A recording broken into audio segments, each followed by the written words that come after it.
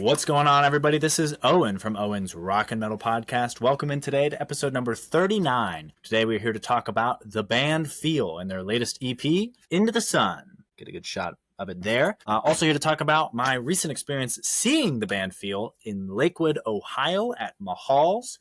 This was on July 31st. I'm going to talk about the show. I'm going to do a breakdown of this latest EP with a breakdown of all 5 of these tracks, going track by track. It's a 5-track EP. It's about 20 minutes in length. Really good stuff here. And based on the latest that I heard from their show, they have more music coming. I believe July or sometime probably by the end of the year, if I had to guess. New music's on the way. So we're going to talk about the EP, and we're going to talk about the live experience, and we're going to talk about my upcoming trip to go see them in about October. No tickets have been bought yet, but I do plan on going. So let's start with Into the Sun. This was released on May the 2nd.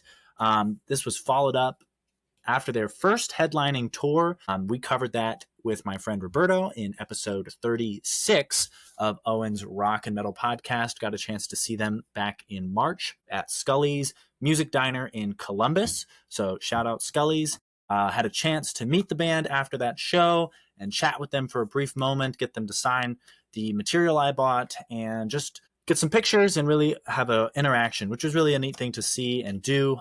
A lot of the bands I like are a little higher echelon, more popular, less access with the fans. So it's neat to be following a band like this that is still at the level where they can interact with people and they can still sort of meet with their fans eye to eye without having to pay an extra, a couple $100 to get that opportunity.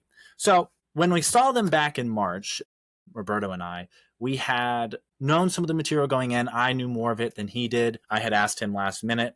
If you want to hear that whole story, you can tune into episode 36. We break down the show at Scully's Diner from March the 4th, I believe it was. And we also break down the first EP released from the band Feel that came out back in October of 2024. So there was some material that was new, and that would end up being released on this EP. Now, not all of it was new. Some of it was it wasn't new in terms of never being heard before, but it hadn't been released from a studio setting. They have a live release live in St. Petersburg, which I have in this envelope, but I'm not going to open up this envelope yet. I'm going to wait to show you guys what is in there. So some of the material I knew, some of it I did not know, but I believe all of the material I heard at that Columbus show would end up on this, or at least most of it. I want to say there was maybe one song I wasn't familiar with going into it, but knew this was coming down the pipe. They kind of told us, hey, we have new music coming out in May. So I was really excited for that. Looking at just the cover art here, I really like this design they have going on with the birds. I believe they feature a similar sort of pattern on the drums. It's not as detailed with the birds. And then I really like their logo. I've got a t-shirt I bought this online after the first show. And then, the title at the top there, Into the Sun. So big fan of the birds. Let me show you the t-shirt that I bought at the recent show. Got that same bird design, kind of got that distressed look going on to it. But talking about the music itself here, as I mentioned, it's a 5-track EP. This is a CD, thin case, just a thin little fold, nothing too fancy, nothing too crazy. Probably helps with their costs of putting it together and producing it. But these guys are incredibly talented. We have Garrett Varkas on lead vocals, Tyler Armstrong, who is our guitar player here. He also does some background vocals, and you really see those come through live. Listening to the tracks, sometimes I think, well, that's just Garrett, but no, when you see them live, you really emphasize Tyler's vocal contributions to the group as well. You have Caden Ray on the bass guitar. He is somebody who I've had some cool interactions with at the Lakewood show, and I will talk about that later on in this episode. And then we have TJ Steinwart on the drums, or is it Steinwart? I never know. They said at the show, but I kind of forget. I'll say Steinwart from now on, but TJ Steinwart is our drummer. Big fan of what they all do, the music they're creating. It's really neat to see guys my age, in their 20s, working together, making this music that I enjoy, and I hope to follow these guys for their whole career. See them whenever they come close, and I've got plans to do that in the future. So getting into the specific tracks here, we have track 1 on this EP is entitled Icarus. So Icarus is a kind of mythological figure, man who made wax wings and he flew. He wanted to fly to the sun, which Into the Sun, name of the EP. So there's some connection there with flying. There's an overall theme here. And so Icarus tried to fly into the sun, but his wings made of wax, they melted and he fell into the ocean and he was never seen again. That's the story of Icarus. And for Led Zeppelin fans out there, you recognize Icarus. It's an iconic part of their logo. I believe Led Zeppelin's record label was called Swan Song Records, but Icarus was the logo. Icarus is a big part of Led Zeppelin's image. And I think these guys have a Led Zeppelin-esque sound. That's kind of what I've read based on like some press releases that their label has put out. Or I don't know if it's like considered their label, but it's Paul Moak at the Smokestack. He was the one who produced this EP. The band Feel releases their new EP, Into the Sun. Earlier this year, the band embarked on their first headliner tour, hitting over 20 markets and selling out multiple clubs, that is, with capacities of 300 plus. Sonically, think Led Zeppelin meets the Black Crowes. The band Feel blends late 60s and 70s rock influences with up-tempo guitar tracks and acoustic-driven tunes and prog-esque arrangements infused with R&B and soul. Into the Sun is supported by 2 singles, Shoal Creek and Hands in My Pocket, both accompanied by music videos directed by Cameron Alvers. The EP was produced by 5-time Grammy-nominated and ASCAP award-winning producer Paul Moak at the Smokestack in Nashville, Tennessee in early January of this year. Moak's notable credits include Ann Wilson of Heart, Dolly Parton, Blake Shelton, Joy Williams, Melda May, Sam Williams, The Weeks, and more. Last year, the band Feel amassed over 45 million views with a staggering 25 million plus views in quarter 4 alone, a clear testament to the group's rapidly expanding reach and viral appeal. Their social media presence continues to grow, currently boasting 80.3 thousand followers on TikTok, 82,000 on Instagram, and 132,000 on Facebook. By spotlighting their high-energy live performances online, the band Feel has drawn a wave of new fans, including actor and fellow musician John Stamos. This surge in visibility has carried over organically to streaming platforms. On Spotify, the band Feel has streamed nearly 2 million times over the past 12 months, solidifying their rising status as a band you don't want to miss. On the road, the band Feel shows no signs of stopping or slowing down this summer. They recently announced an entirely new Into the Sun tour that will be going on in the fall.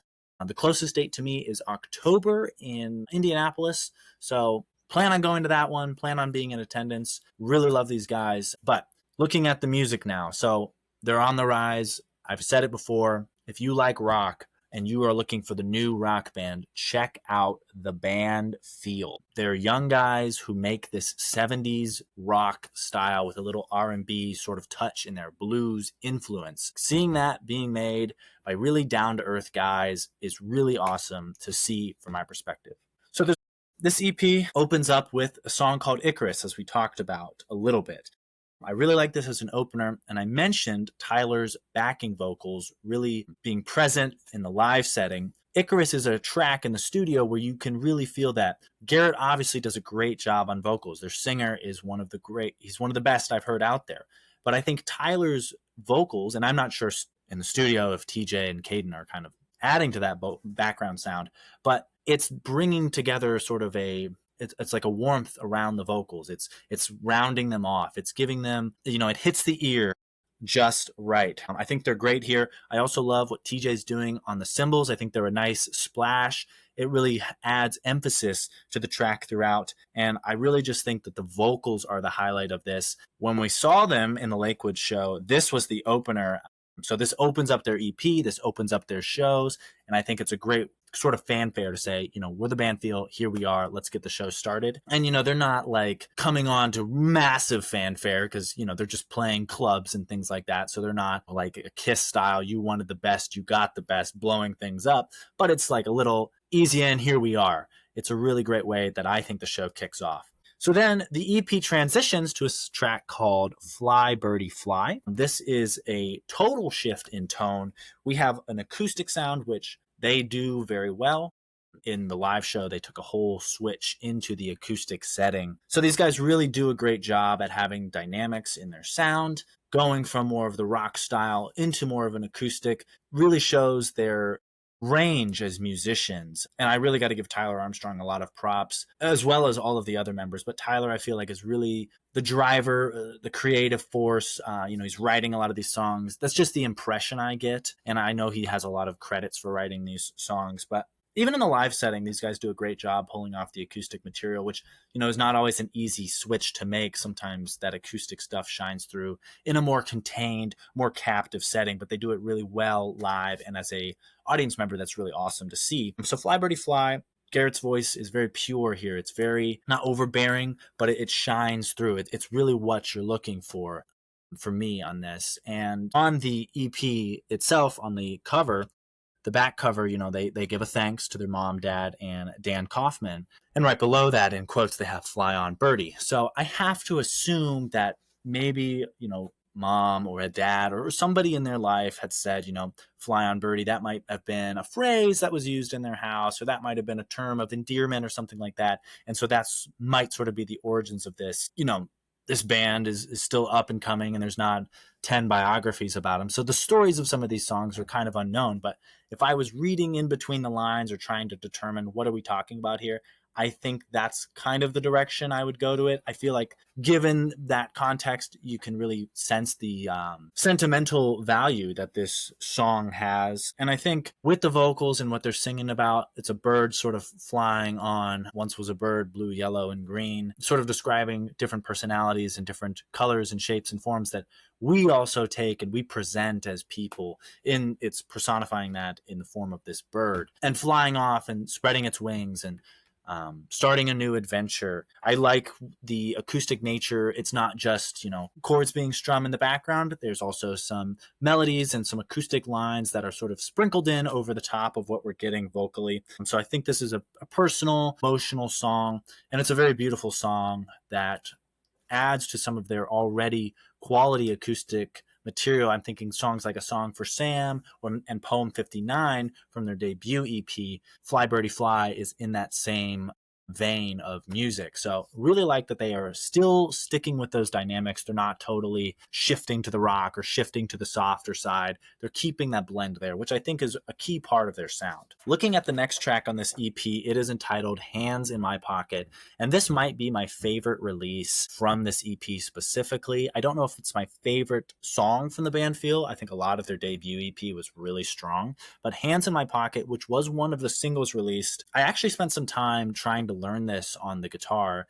I'm a casual guitar player. I'm not at the level of these guys or anything, but I like to play for fun. And I had a friend of mine who wanted to jam on this song. He's a drummer, and he said, why don't we learn this one?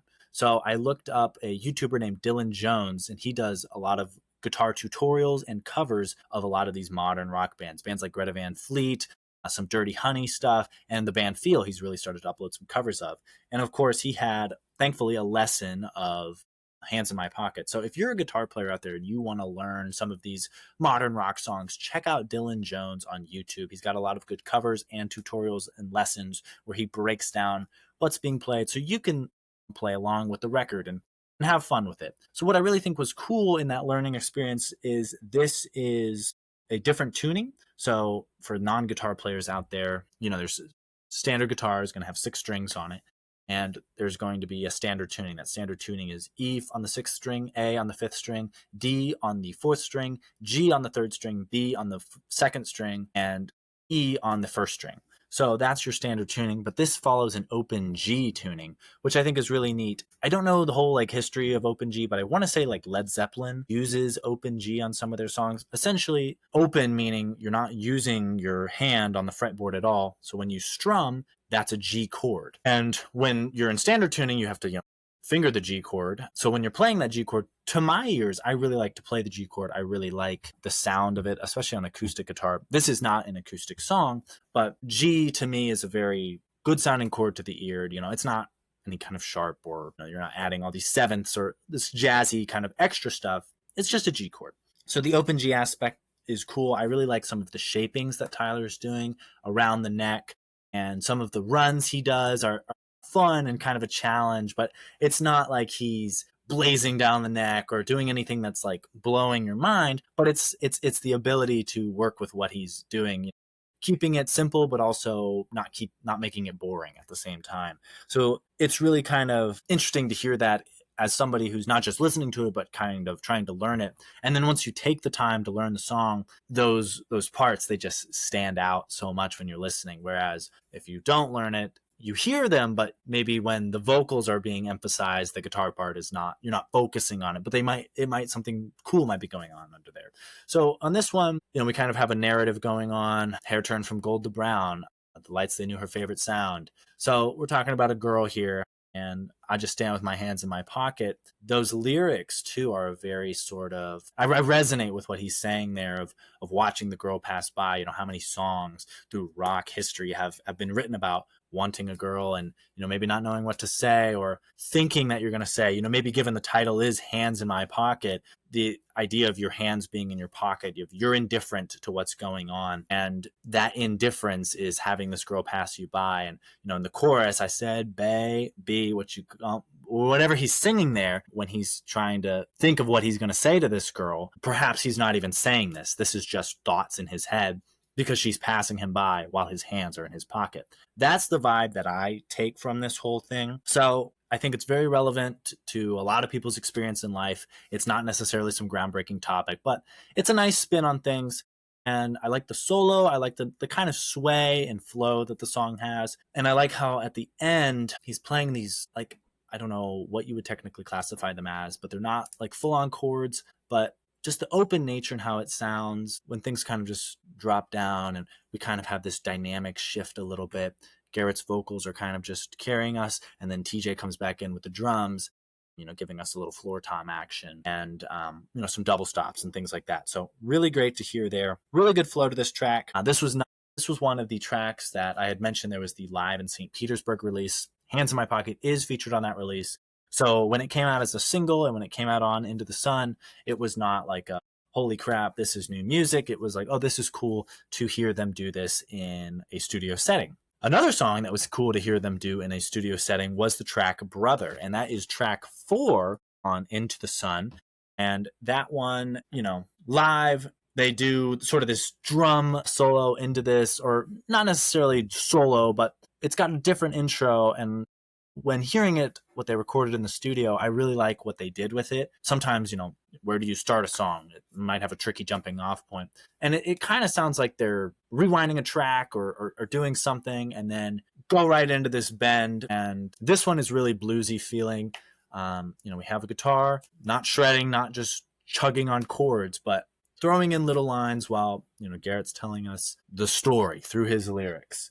So bluesy opening, it gives me really Black Crowes vibes. And I mentioned in that press release that I read through, sonically, think of it as Led Zeppelin and Black Crowes is what, the release said. Another band that this really sort of reminds me of is Rival Sons. I know that there have been some comparisons to some of their material. There's a song, Memphis Sun, and then the band Feel, the Memphis Sun by the Rival Sons, and then the band Feel has a track called BC. Those two songs share a lot of similarities to me. And I think that I'm not sure how much of an influence there is. I haven't really asked the guys this, but them actually sort of, they're similar in the respect that they're both, Rival Sons are guys in their 40s at this point, but they're both from the last 20 years making this sort of 70s rock sound, rock blues influence. And I think at times Garrett's voice really does sound like Jay Buchanan of the Rival Sons. And I think Brother is a track where that comparison really shines through. And I don't say this as a slight or a bad thing, because I think that certain bands, when it's like they get compared to somebody and it's seen as a negative, but I think the Rival Sons are great. So if I have bands that sound like the Rival Sons, why would that be a bad thing? I'm not saying they're Rival Sons ripoffs. I'm not saying that they're, a one-to-one comparison, but there is some influence there potentially, and there is some similarities that I appreciate listening to as a Rival Sons fan. So what they do here on this track really showcases the blues ability, and I really find a Rival Sons comparison in it. Then we get to the final track on the EP. So I've really gone through these kind of quickly because there's not a ton to cover here. It's quick, but there's not a lot of filler to me. There's not a lot of fat. It's to the point. It's where it needs to be. It's 5 tracks that are all good. You're not going to skip any of these unless you're looking for something particular. So Shoal Creek here, really cool song live. Just starts out with a little bass drum, just quarter notes. And then we have Garrett's voice coming in, we're going to go to the country where the hill people live. This one draws a lot of comparisons for me to What Is and What Should Never Be by Led Zeppelin, especially that chorus. It's not lyrically, it's like the phrasing of the lyrics, like the syllables almost. It's very similar flow to it. Obviously, What Is and What Should Never Be, it's a longer song and it's got a little more shifting going on, but for what these guys do, this is a really cool, I don't know if it's an adaptation of it or if it's a nod to them being Led Zeppelin, but I think that's a similarity that I draw to the 2 tracks here. But Shoal Creek, that is Muscle Shoals, referenced in Lynyrd Skynyrd songs, for example. That is a recording studio in Alabama, but Shoal Creek is a gated community in Alabama. So when he talks about working in moonshine and stuff and then going to have a good time or going to raise hell or whatever, I wonder if this is the idea of, we're going to bring, craziness and party to this gated community. I don't know if there's a link there, but I really like the lyrics. And I think, just getting rowdy and this whole sort of vibe that it brings is really, it's neat. So I think it's a great jam song. I think it's something that live is a lot of fun. Garrett will ask the crowd to clap along and puts it out there. And I just love jamming along with it. I think that there's not anything overly technical these guys do. I think they're very talented musicians, but I don't think it's anything where it's like, oh, I don't understand what they're doing here. It's straightforward. It's good enough that people can pick up on it. They don't have to have all this in-depth knowledge. So the band Feel, very good EP here. That's the music side of things. I want to talk more now about the live experience. So this was my second time seeing them live. Saw them on July 31st, as I mentioned, at Mahal's. Let me pull up some photos here that I took from the show. But while I'm doing that, so Lakewood, Ohio is 3 hours away from where I live currently. So this was a trip. Usually, I'm not going to take a far trip for a band unless it's a big deal, unless it's worth it. And some friends of mine, we decided to make the trip. And I got to be honest, for me, it was worth it. Now, that's easy for me to say because I didn't have to drive. But I think making this trip and seeing these bands, especially while I'm young, in my 20s currently, why not make this trip? So here's the marquee before. The opening band, Trauma, Illinois, is from Cincinnati. I thought they did a good job. And I was, obviously there to see the band Feel. So it was really neat to get another opportunity to see them. So we drive up there. I took a half day off of work, so we would have ample time because, as I mentioned, we got to go 3 hours. The show starts at like 8 or whenever it started. Maybe it was closer to 9 they came on. So we had to be ready. Took off work the next day. Luckily, it was a Thursday, so I was taking off a Friday. I wasn't like midweek and then came back to work the whole thing. So went out, drove up there, made the drive up there with some friends. As I said, didn't have to drive, which was great. We park. It's in Lakewood, Ohio, which is west of Cleveland. It's like outside of Cleveland. It's kind of Cleveland, but it's not really. It's got a cool vibe. It seems like a nice suburb. Park the car in this park, go across the street to Mahal's, walking in the venue. Tickets are on my phone. First order of business, we've been in the car. We have to go to the bathroom. So Mahal's is kind of a neat place. I believe they have a bowling alley. I think it was downstairs, but we didn't go downstairs. So they go in. There's a bar to the right, and the concert venue area is to the left. Behind that is like a long hallway that goes down to the bathrooms. So I said, okay, I have to go to the bathroom. I'm going to go down there. So I'm walking down this hallway. I'm starting to turn down this hallway. Coming away from the bathrooms, the other end, is a guy I recognize. He has long hair. He looks like a member of the band. And he looks like a member of the band because he is a member of the band. And it is Caden Ray, the bassist. And I see him walk in there, and I kind of, as he's passing me, I stop and aren't you Caden Ray from the band Feel? And he says, yeah.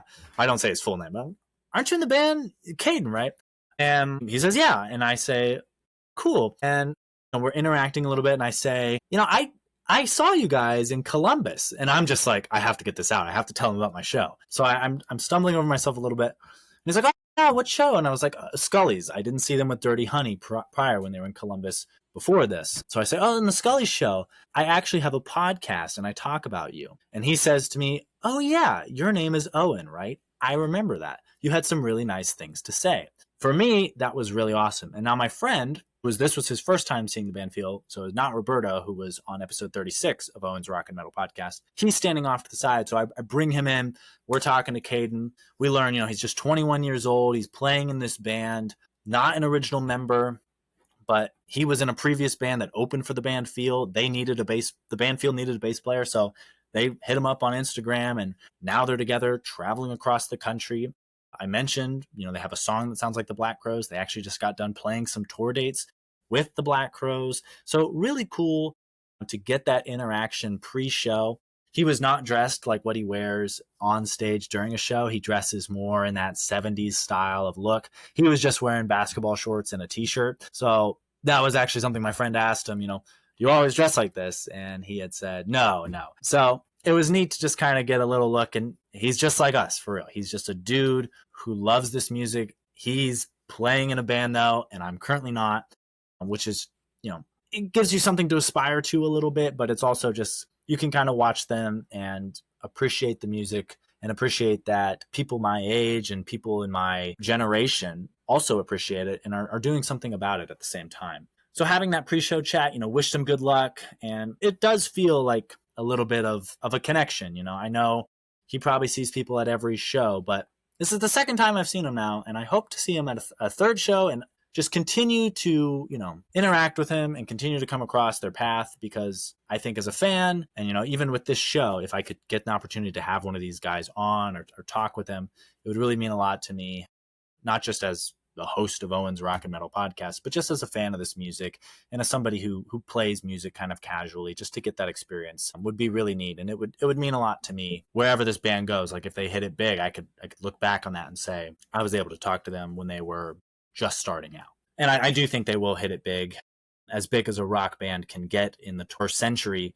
I think just tastes have changed. And I think that the music industry has changed and they want different things. But that was pre-show. So before the show even starts, we see the guy, and they're running around the bar. I see Tyler in the bar area. He's talking to some people. I see TJ going outside to get something. So they're around.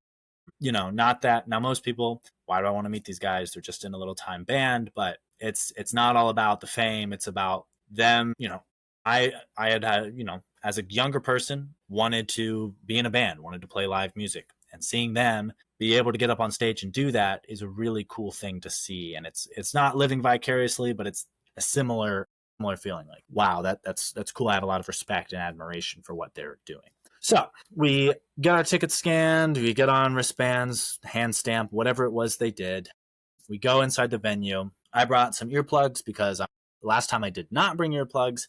My ears are hurting a little bit the next day, and I'm starting to care a little more about my ear health. So definitely going to be a bigger focus for me. So put those in for the show, got through the opening act, was looking over at the merch, did end up getting this shirt, and I got a copy. I bought this at the show, and I bought another copy, which I did have them sign, and that is what is in this envelope, but I will show you that in a little bit. So the show opens up. Let me just pull up the set list here because, I think it's worth seeing. And here is a look at the venue and the stage within this room. So as I mentioned, it was a room, and then outside this room with a closed door. So this was in the closed door kind of concert area.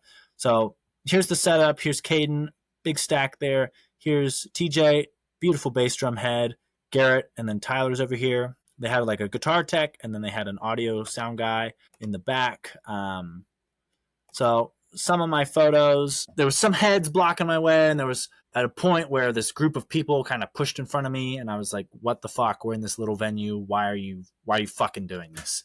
Another thing that was really pissing me off is people were talking throughout the entire show. Really, really irked me. I get we're at like just a bar and these guys aren't playing a sold out arena or anything. But I also think at the same time, this is a ticketed event. I paid my $26, whatever it is, to be here. You should have some goddamn respect, and you should not be talking while the goddamn performance is going on, especially during like acoustic songs where it's like, there's like an acoustic guitar and vocals. Like there's not bass amps turned up to 30 and loud drums with like triple bass going on. Like you can sit there and be quiet. And it wasn't to the point where it like ruined the show, but people were audibly shushing other people in the crowd. So that was That was very frustrating for me as a audience member. I can only imagine how the band must have felt because they're probably locked in and it doesn't bother them too much, but I have to imagine at some level it does bother them. So let me just go ahead and share my screen here to show you guys the set list that was covered for this show. Really neat stuff, a lot of different stuff, a lot of the same stuff that I heard when I saw them in Columbus. So we open up with Icarus, then we have the single, which is their first technical release as the band Feel,